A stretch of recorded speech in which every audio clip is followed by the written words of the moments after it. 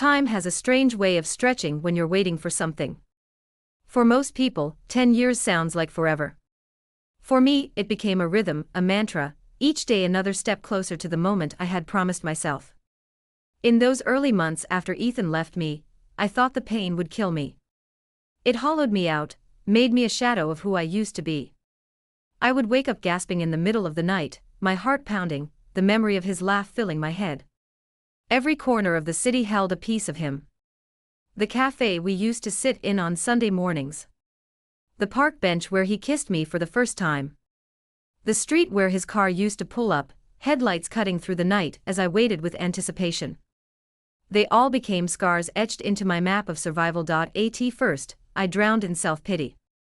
I cried until my throat hurt, begged friends to tell me why I wasn't enough, drank cheap wine until I couldn't feel the ache in my chest. There were nights I thought about ending it altogether, wondering if anyone would even notice if I was gone. But then I'd picture Ethan and Claire smiling, living their perfect life, and rage would burn through the despair like fire on gasoline. That rage saved me. I started keeping journals, filling them with every thought, every fantasy of revenge. At first, it was just words scribbled late at night when I couldn't sleep. But over time, it became more organized, more detailed. I wrote about their wedding, about what it would feel like to stand in the back of the church and scream his lies for everyone to hear. I wrote about showing Claire the proof of all the women he had slept with, shattering the illusion she believed in. I wrote about destroying his career, his friendships, his reputation. These weren't just idle fantasies, they were blueprints. Meanwhile, I watched their lives unfold from a distance. I didn't stalk them in the obvious sense, I was smarter than that. But I knew how to gather information without being noticed. Social media became my window into their world. I saw the smiling photos of their honeymoon in Greece, the house they bought in the suburbs, the dog they adopted that they named Cooper. Each post was another knife twisting in me, but it also fueled my resolve. I wasn't forgotten. I was waiting. I knew I couldn't strike right away. Revenge isn't something you rush. It has to be patient, meticulous, like setting a trap that your prey walks into willingly. If I went after him too soon, I'd look bitter, pathetic. But if I waited, if I built a life of my own while quietly weaving the threads of my plan, then when the time came, no one would see it coming. So I worked on myself. I took jobs that didn't matter much, just enough to pay the bills while I saved every extra dollar. I moved to a smaller apartment where no one asked questions. I studied people, psychology, manipulation, even law. I devoured books about revenge, about con artists, about how to make people believe what you want them to. Every detail, every skill, was a weapon I tucked away for later, but it wasn't just academic. Life itself hardened me. My parents passed away within those years, first my mother to cancer, then my father to grief not long after. Ethan never reached out, never offered condolences, though he knew them well. That silence carved something cold and permanent into me. It was proof that he had erased me completely, and in turn, I erased the last pieces of mercy I might have had for him. The years rolled by, and I watched Ethan climb higher and higher. He was successful, of course, men like him always are. He and Claire became the golden couple in their circle. He landed a promotion, bought a bigger house, drove a new car every 2 years. From the outside, they looked untouchable. But I knew better. Men like Ethan always leave cracks, always think they're too clever to be caught. And I was waiting with eyes sharp enough to see them point one night. Around year 6 of my wait, I finally got what I needed. A colleague of his posted a group photo from a conference out of town. Ethan wasn't just smiling with his coworkers, he had his arm around another woman, a redhead with a dress too tight, and a smile too familiar. The comments were harmless, jokes from friends, but I could see it. The look in his eyes. The same look he used to give me, the same look I'm sure he gave Claire before she became his new prize. My chest tightened, not with sadness this time, but with triumph. He hadn't changed. He never would. That was when I began truly building the plan. I didn't just want to hurt him. I wanted to dismantle him piece by piece, so that when he looked in the mirror, he would see nothing but ruin. I wanted him to feel what I felt that night 10 years ago, the moment when your world collapses, and you realize you've been living in a lie. Only I wanted it worse. I wanted him to lose everything. So I researched his company. I found out who he worked with, what projects he was on, where the weaknesses were. I created fake profiles online, planting myself in spaces where his colleagues interacted, listening, watching. I learned how to make myself invisible yet essential, the kind of presence no one notices until it's too late. And I followed the cracks in his marriage, too, subtle as they were. Photos where he and Claire no longer touched. Her smile a little thinner, his eyes a little more distant. I knew the signs because I had lived them. Every night, I rehearsed what I would do, how I would make my move. Some nights I'd dream about standing face to face with him, watching realization dawn in his eyes. Other nights, I imagined Claire turning on him, the life he had built crumbling like ash between his fingers. Each fantasy was fuel, keeping me alive, keeping me moving forward, and finally, as the 10th year approached, I knew it was time. The anniversary of the night I caught him cheating was coming up, a date etched into my bones. I decided that would be the beginning. Not the endgame, no, that would take more time, more precision, but the spark that would light the fire, because after 10 years of waiting, I wasn't just ready. I was unstoppable. I sometimes wonder if life would have been easier if I had never met him. If I had just gone on with my quiet, ordinary existence, clocking into work, coming home to my small apartment, and falling asleep with the TV humming in the background, maybe I wouldn't be standing here tonight, 10 years later, staring into the darkness with a plan that has consumed every part of me. But then again, maybe that was never the kind of life I was meant to have. Maybe fate decided long ago that I was going to walk this path, and every choice, every heartbreak, every lie led me here. Back then, I was 25, and I thought I had everything figured out. I was in love with Ethan Carter, a man who could light up any room he walked into. He was charismatic in a way that made you forget about everyone else around you, his smile wide and effortless, his laugh the kind that warmed you from the inside out.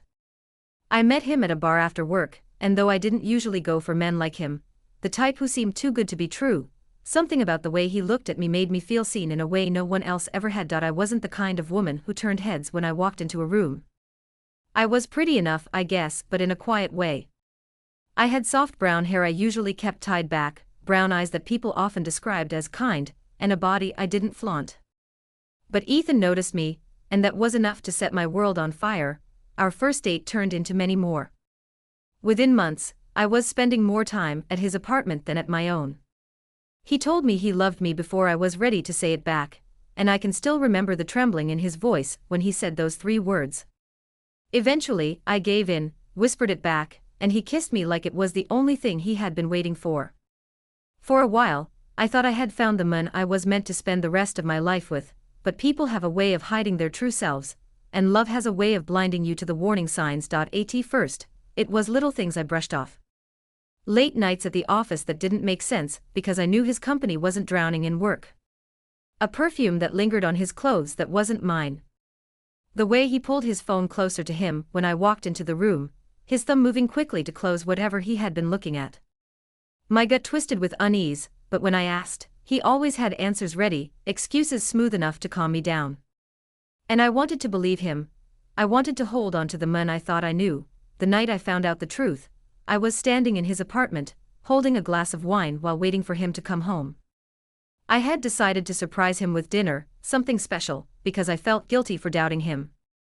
The table was set, candles flickering softly, when his phone buzzed on the counter. I didn't mean to look, but curiosity got the better of me. The message on the screen shattered me. Can't wait to see you again tonight. Love you. It was from her. Her name was Claire. I knew her. In fact, I had seen her once at one of Ethan's work events. She was beautiful, striking in a way I wasn't. Blonde hair, tall, confident, the kind of woman who could make any man stumble over his words. And suddenly, every late night, every excuse, every strange behavior made sense. When Ethan walked through the door, humming like nothing was wrong, I was sitting at the table staring at the message. I'll never forget the look on his face when he realized what I had seen. It wasn't guilt. It wasn't regret. It was annoyance, like I had just made things more complicated for him. We argued. I screamed. He tried to calm me down, said things like, "You're overreacting, it's not what it looks like," but the truth was written all over his face. I had been living in a lie. My love, my devotion, all of it had been nothing but a game to him. By the end of that night, it was over.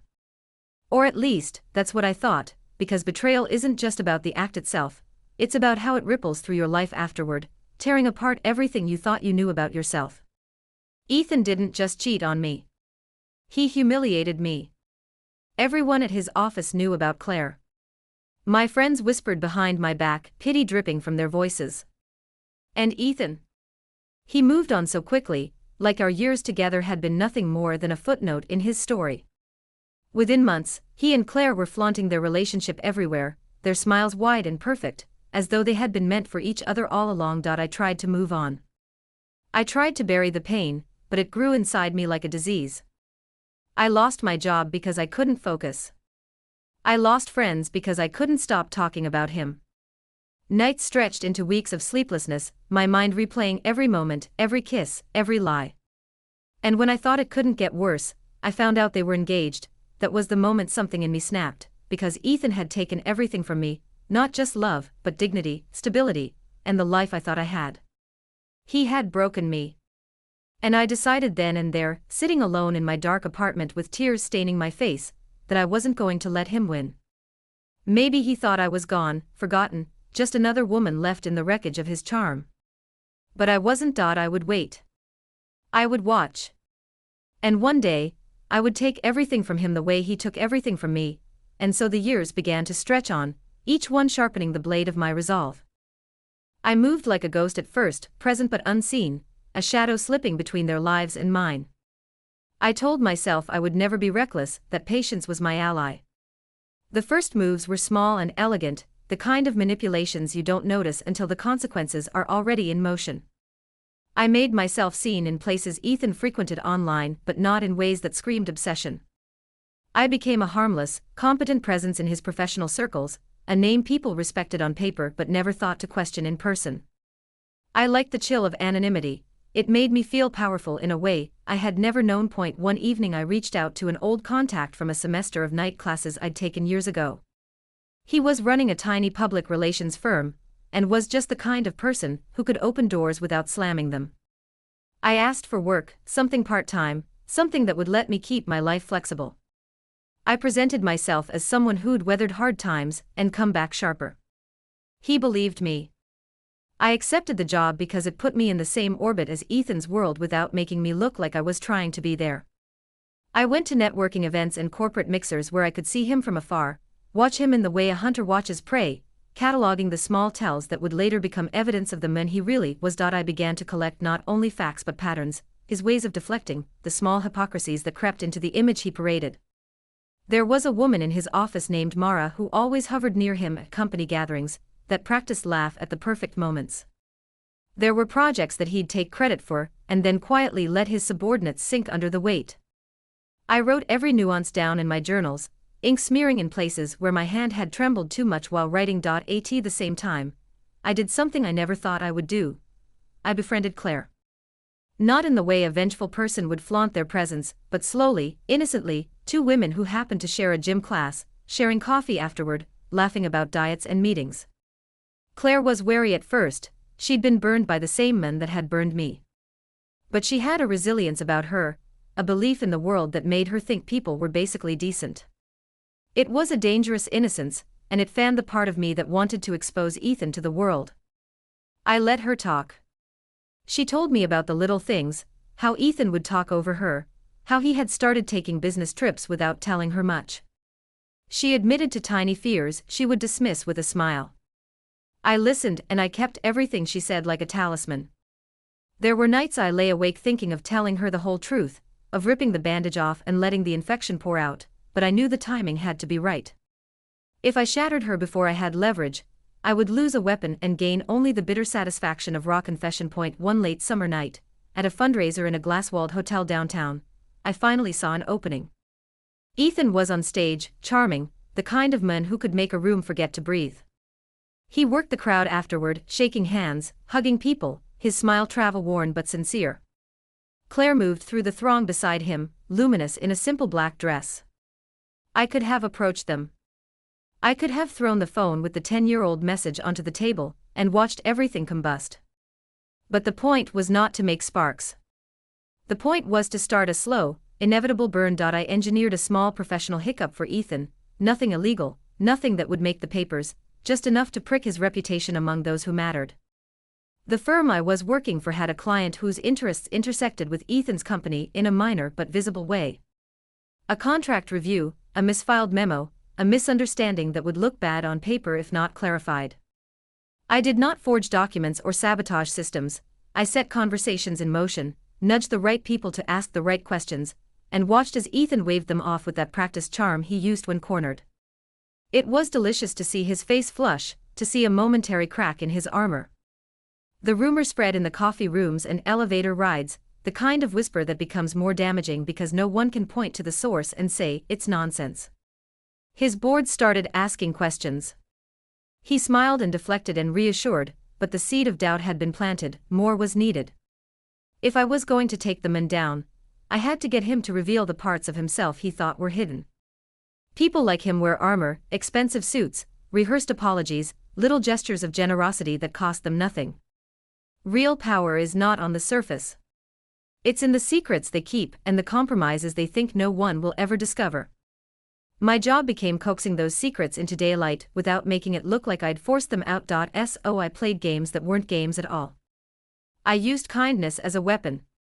I sent Claire small, thoughtful messages when she was stressed, links to articles about parenting, a text about a book she might like, a photo of a pastry from the bakery near my place I thought she would enjoy. She began to trust me.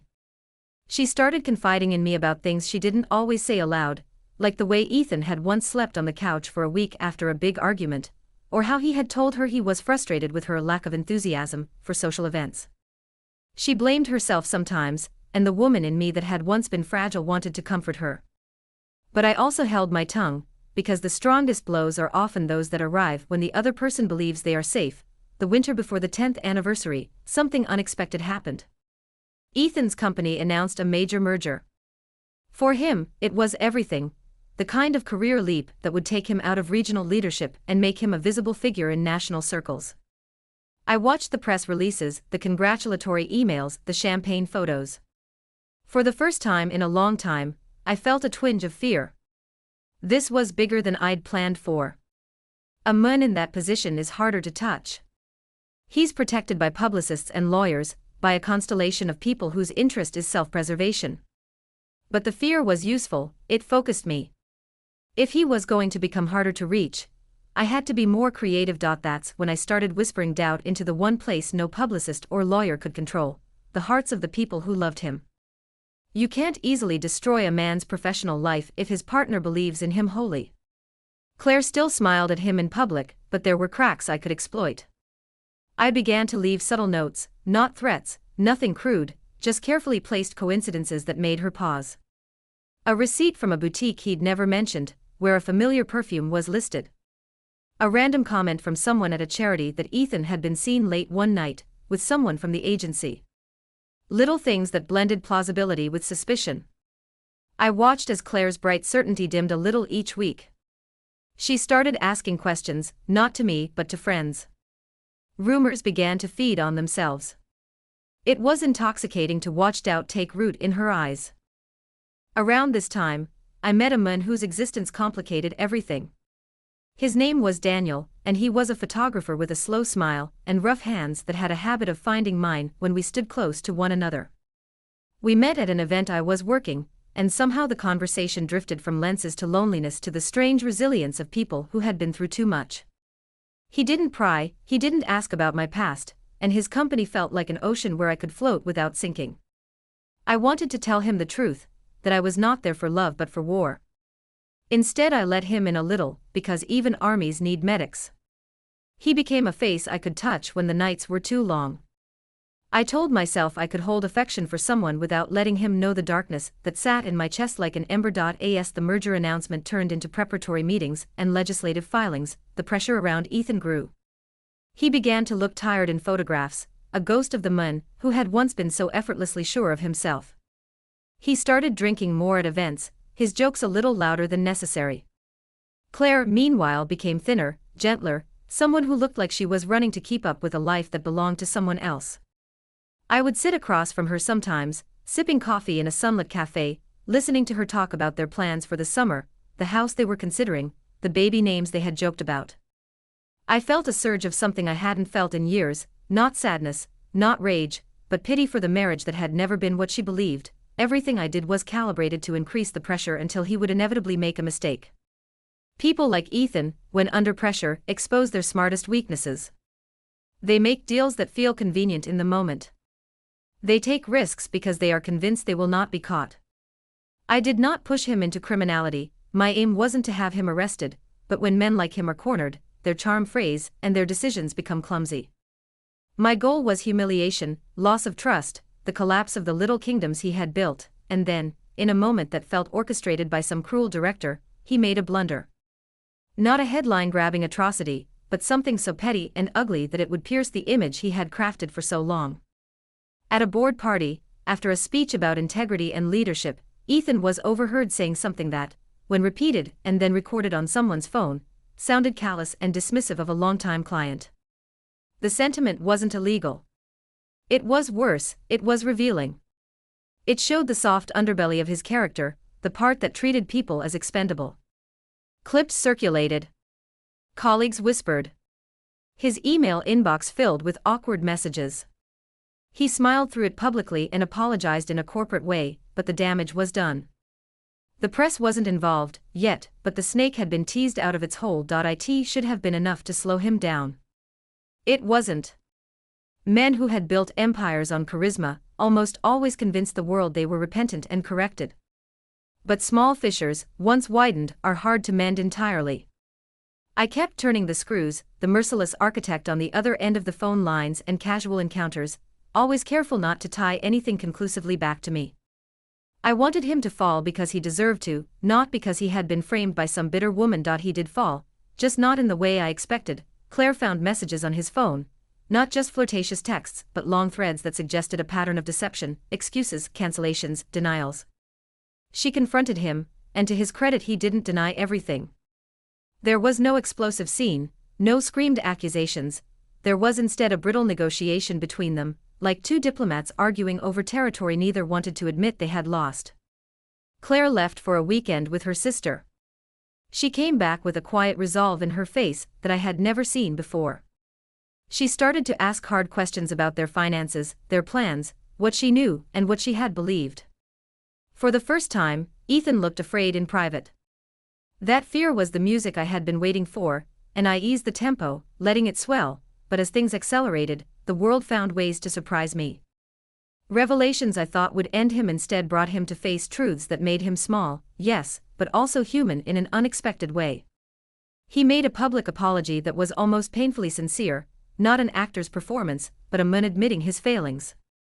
Claire forgave him in a way that bewildered me. She seemed to choose the life she had built over the idea of retribution. For a moment, I felt the ground shift under my feet.